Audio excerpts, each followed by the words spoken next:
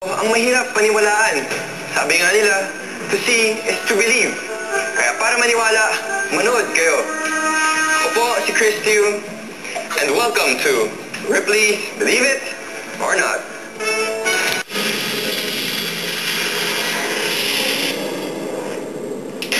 Sa martial arts, kailangan ang lakas at bilis para may pagtanggol ang sarili.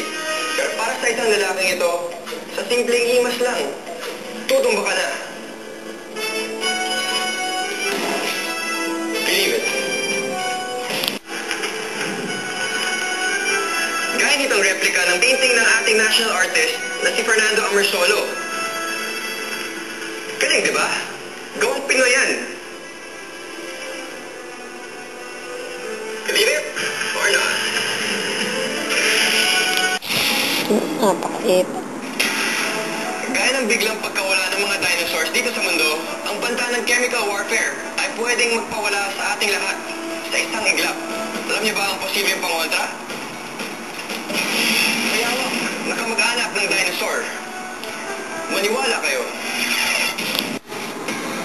May iba-ibang paraan ng mga hayop sa paghuli ng pagkain nila. May nag-iibang anyo, may nagpapanggap na patay, at meron din nandudura. Unggoy? Hindi. Isda.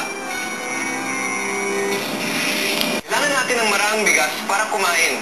Pero ang lalaking ito, isang buti lang ang kailangan para magpakain ng sarili. Sinaing? Hindi. Sining.